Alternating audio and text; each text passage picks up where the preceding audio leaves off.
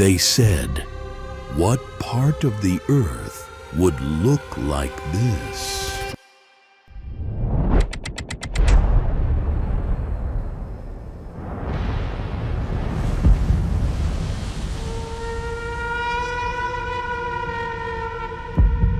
The world they told you wasn't coming. Episode 1. In the year 2020, the founder of the World Economic Forum spoke to people at the World Economic Forum and warned of a cyber attack that would make COVID look like a minor inconvenience. In the year 2023, the two-term retired President Barack Obama executive produced a film on Netflix called Leave the World Behind. A film about what the world would look like when a cyber attack occurs. We are seeing ongoing cyber attacks across the country. Something is happening, and I don't trust them. Thousands of years ago, Isaiah prophesied that the highways would be deserted, that there would be no travelers on the roads. For centuries, people wondered what this meant. Now we know. It means the electromagnetic pulse has already fired. In every war throughout history, the side that loses its supply lines loses the war. Crumbling down in Baltimore, the search and rescue efforts continue at this hour. And now you're taking a live... That is not a theory. It is basic military strategy. The supply lines of the United States are being systematically cut. Not by accident, not by incompetence, by design. Ezekiel was among the brightest and best of his generation. God showed him things that were going to happen in the future. He described a whirlwind from the north, a great cloud of fire.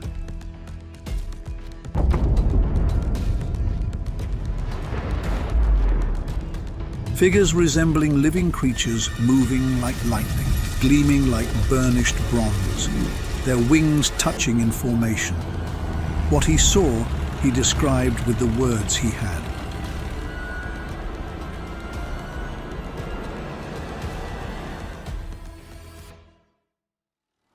A very cordial welcome. On July 8, 2020, Klaus Schwab, founder of the World Economic Forum, stood before global elites and warned of a cyber attack that would bring a complete halt to power, transportation, and hospital services. He called COVID a small disturbance by comparison. A two-term former president of the United States, Barack Obama, dedicated his time to executive producing a film, Leave the World Behind, about the collapse of the modern civilization. Warnings have been given. The question is how prepared we are. Nuclear bombs that detonate at ground level and those detonated at high altitude both produce an electromagnetic pulse. But a high-altitude detonation sends the pulse outward across a far greater area. Cities burn, and simultaneously every microprocessor on the grid is fried. The electromagnetic pulse travels at the speed of light. It fries every microprocessor on the grid simultaneously. No cars, no phones, no hospitals, no fuel, no refrigeration, no food supply, no delivery of supplies, no water pumps, no internet, no banking, no 911. Isaiah prophesied it. Highways deserted, cities leveled, brave men crying aloud in the streets. Paul called it sudden destruction, coming like a thief in the night.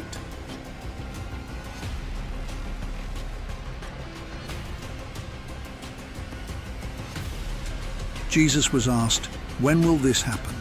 He answered by giving a lesson from the fig tree. When its twigs get tender and its leaves come out, you know that summer is near. Even so, when you see all these things, know that it is near. Right at the door, the leaves are out. That instruction only makes sense if you understand what's coming. This book will help you understand, and understanding is the first step toward being ready. For centuries, The four horsemen were called symbols.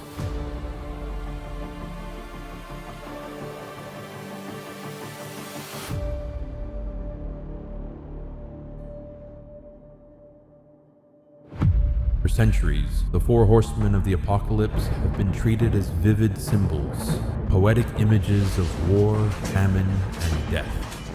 But what if John was doing exactly what Ezekiel did?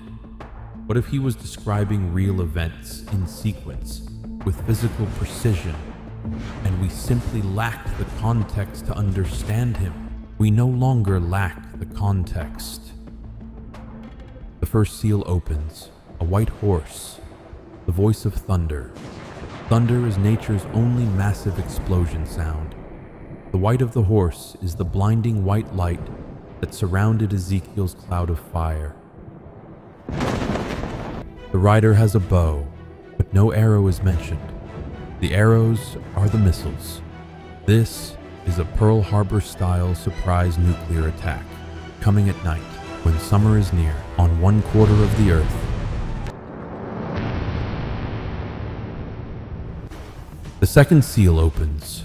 The red horse rides out, and its rider is given power to take peace from the earth, to make people kill each other.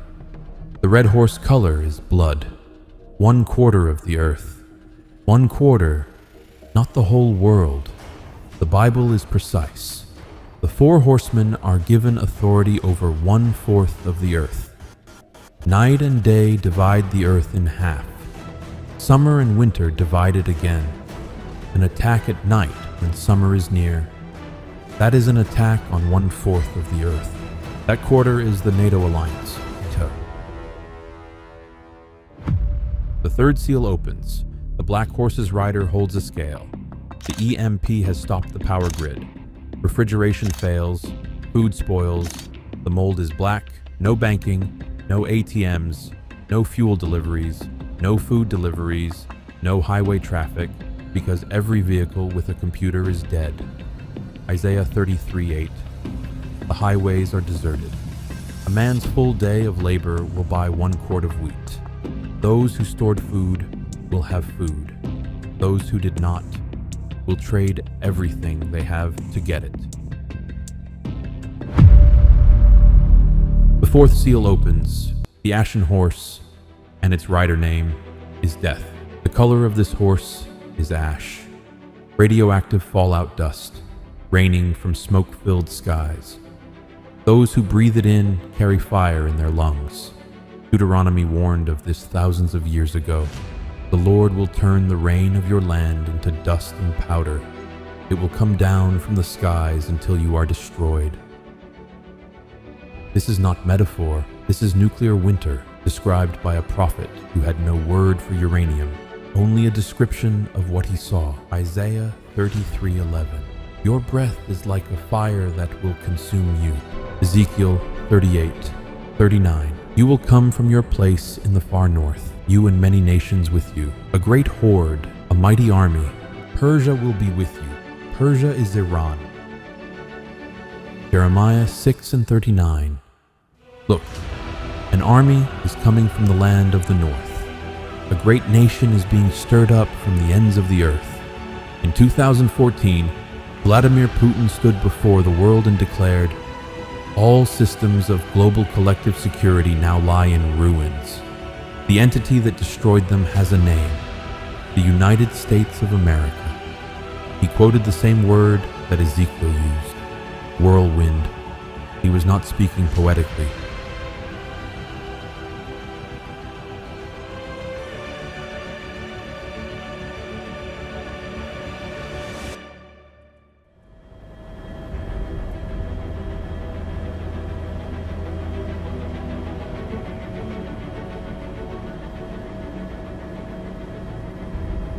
The four horsemen ride on 1/4 of the earth. Within that quarter, 2/3 will perish. 1/3 will survive. The surviving third are those who were warned, who prepared, who called on his name. Jesus said, "When you see all these things, know that it is near, right at the door." We don't know the exact day or hour, but we are told we can know the season. when summer is near. God has never destroyed the righteous with the wicked. He has always made a distinction.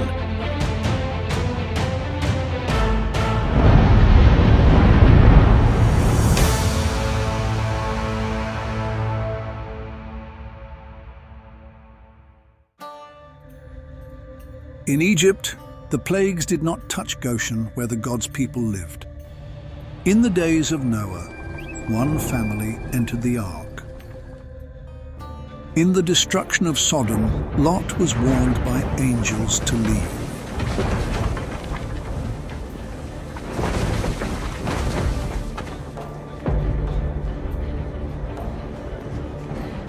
The pattern is not luck. It is not favoritism. It is preparation combined with obedience.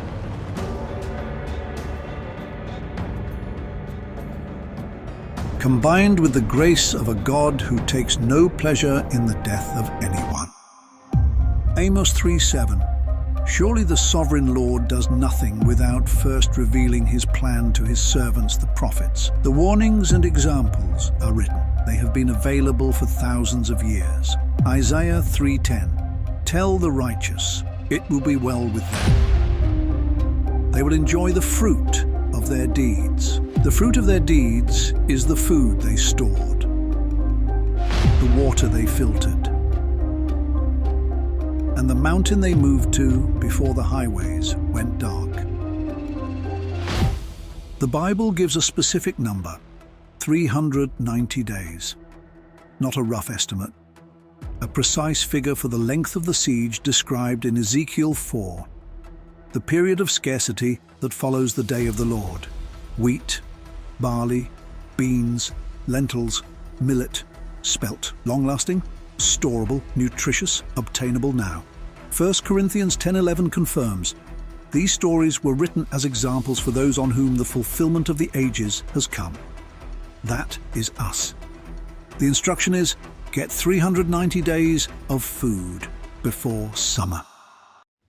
The fallout descends and contaminates harvests and surface water in the lowlands. In the mountains, water springs from underground sources, protected by the earth above from contamination on the surface. The cities become uninhabitable due to radiation, not just violence, that lingers on the surface for weeks. Those who remain in the cities sheltering underground will run out of food. Those in the city will be devoured by famine and plague. The instructions are retreat to the mountains. Ezekiel 7:16. The survivors will escape to the mountain. Isaiah 32:18-20. My people will live in peaceful dwelling places, in secure homes. How blessed you will be, sowing your seed by every stream. Isaiah 26:20. Go, my people. Enter your rooms and shut the doors behind you. Hide yourselves for a little while until his wrath has passed by. Just like the night of Passover in Egypt, the plague passed over. The Israelites stayed inside. They put the blood of the lamb on the doorpost and had the Passover meal, while 3 days of gross darkness covered the land. 1 Corinthians 10:11 tells us that these stories were written down as examples specifically for those upon whom the end of the age comes. That is us. Shelter in place, shut the door, wait for the wrath to pass. The 390-day siege does not last forever. It ends when the people pray and return to the Lord. Joel 2:12, even now, return to me with all your heart. God responds, Joel 2:19-20. I will drive the northern army far from you, pushing it into a parched and barren land. Surely the Lord has done great things. Be glad and rejoice. Isaiah 3:10. The righteous will enjoy the fruit of their deeds. The fruit of their deeds is the food they stored, the mountain they moved to, the door they shut, and the extra that they gave to those who arrived with nothing. Are you a sheep or a goat? Matthew 25 answers the question before you have to. Rid yourselves of all the offenses you have committed. Get a new heart and a new spirit. Why will you die?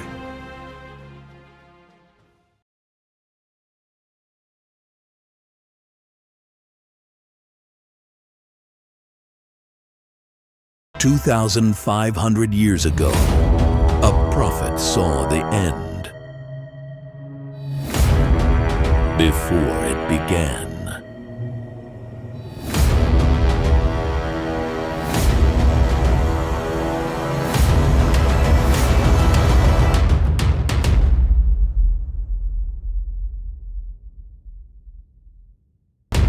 Daniel saw 4 kingdoms. We are currently between the second and third beast. The bear, Russia, has been told to arise and devour much flesh. That is the nuclear attack, the day of the Lord. After the 390-day siege ends, when God drives the Northern Army out, the third beast rises, global government given authority to rule. And then the fourth, China, the industrial giant behind much of the world's manufacturing. The sequence has not stalled.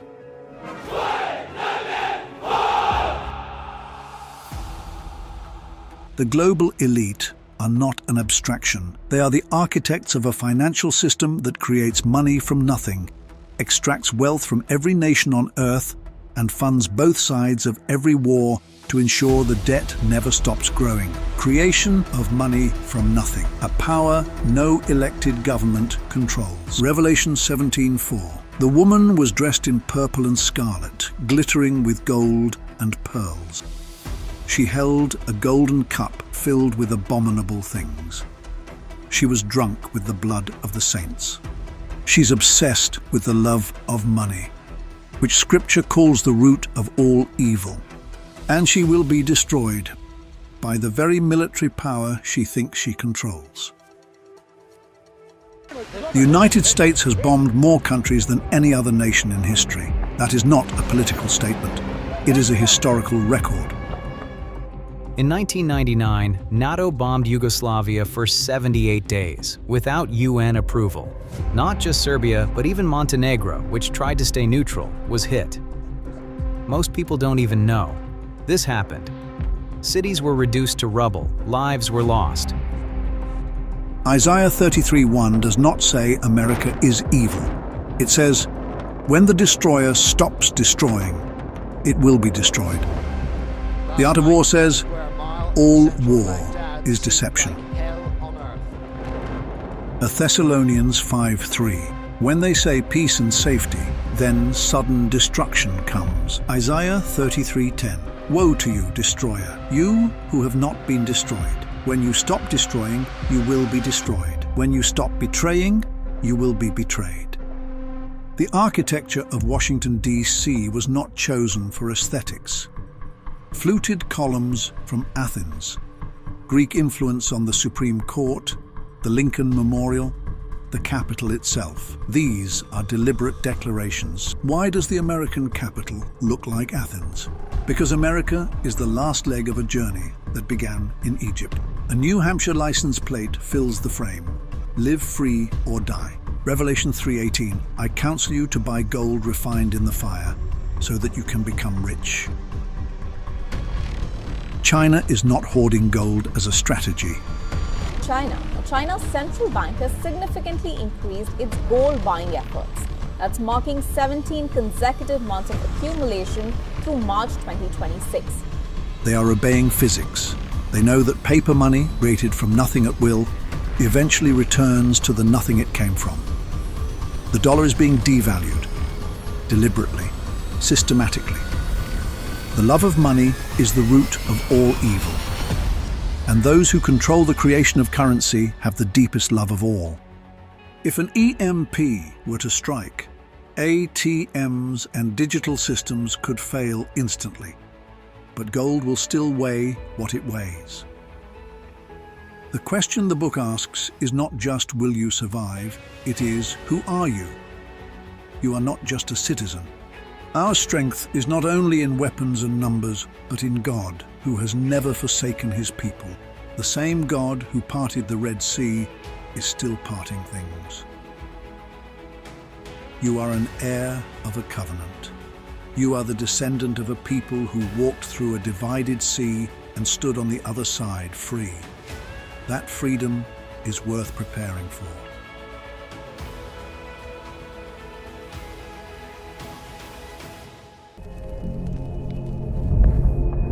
This is not the end of the story.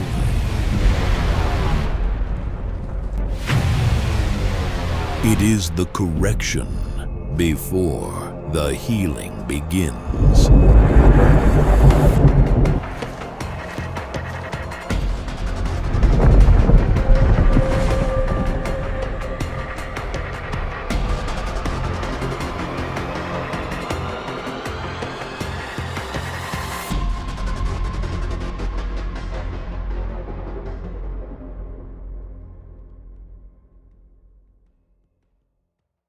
The fourth beast reigns for 42 months. It speaks against the Most High. It persecutes the saints. It changes laws and times. And then the Ancient of Days arrives. Daniel 7:21-22. This horn was waging war against the holy people and defeating them, until the Ancient of Days came, and judgment was pronounced in favor of the holy people of the Most High.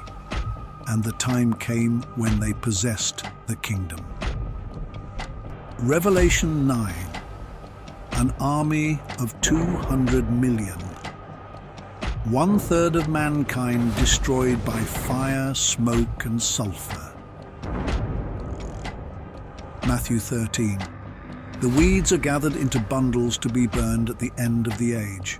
The weeds are the children of the devil, the atheistic global power that planned to establish complete and total domination. They will not succeed. Revelation 19. The rider on the white horse arrives with the armies of heaven. Space travel is real. We are not alone in the universe. The army that arrives proves it. The fourth beast is destroyed. The court is seated. The kingdom is given to the saints.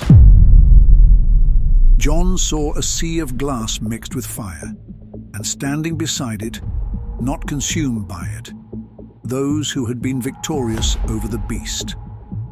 The victorious are the ones who prepared, who sheltered in place, who fled to the mountains, who stored the 390-day supply, who called on his name and were answered.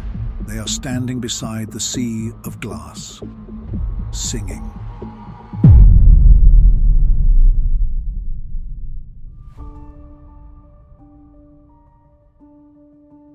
Revelation 21:24. The holy city, the new Jerusalem, coming down out of heaven from God, prepared as a bride adorned for her husband.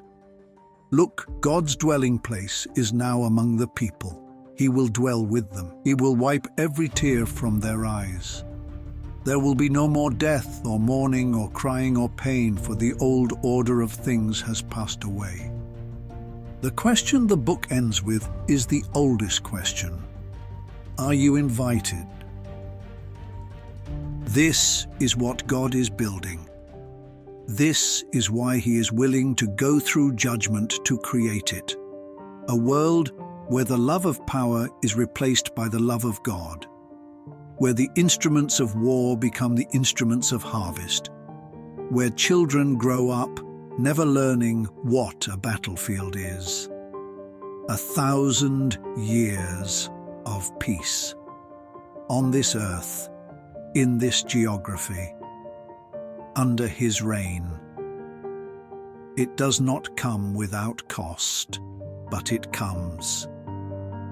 Isaiah 2:4. Nation will not take up sword against nation. They will beat their swords into plowshares and their spears into pruning hooks. Never again will they train for war. Isaiah 3:10. The righteous will enjoy the fruit of their deeds. Be righteous. Act accordingly. Summer is near. It is right at the door.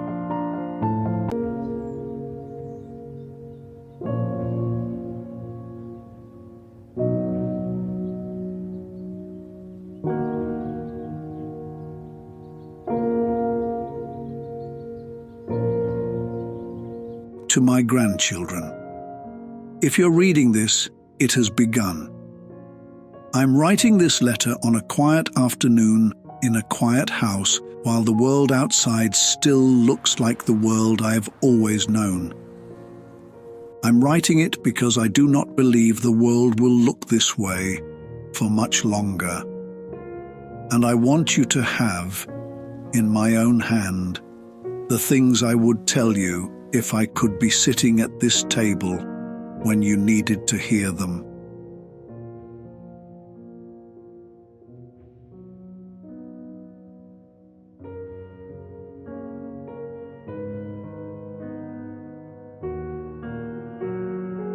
I planted in the spring. I am storing in the summer. The Bible told me when. Joel said the harvest would be lost.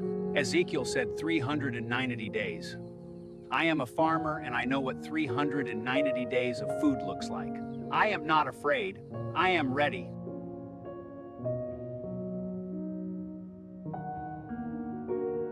I have seen what happens when the supply chain stops. I saw it during COVID. I am not waiting again. I have packed 3 of these, one for my family, one for the neighbors who will come, one spare for the people the Lord sends to my door. Matthew 25 is not a suggestion. Whatever I do the least of these, I do for him. So I am doing it now. While I can still buy the supplies, while the pharmacies are still open, the window is closing. I am not.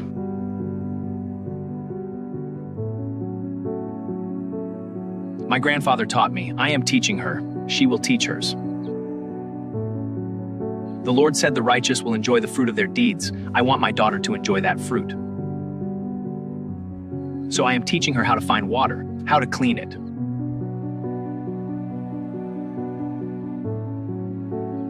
How to know which plants are food and which are not.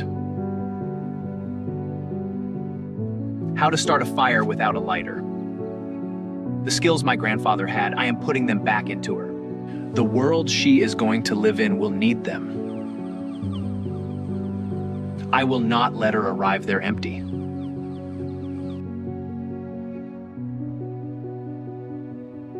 I am alone now. My husband went home to the Lord 3 years ago. I do not have a strong back. I do not have a farm. I do not have a basement full of buckets. What I have is a small apartment with food in the cupboard for 390 days and a Bible I have read every day for 50 years, and this book the Lord put in my hand last winter. I read it, I believed it. I am ready. The Lord does not require the same thing of every servant. He requires faithfulness. I am faithful. That is enough.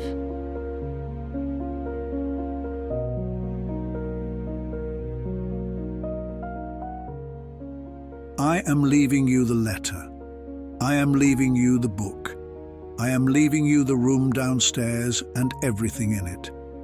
I am leaving you the name of the spring and the place on the map. But the thing I am most leaving you is this. The Lord has not changed his mind. He is slow to anger and full of mercy. And he has told us in writing exactly what is coming and exactly how to be ready for it. He told Noah. Noah believed him. He told Ezekiel. Ezekiel believed him. He has told us. The only question that remains in any generation is whether the people who are told will believe.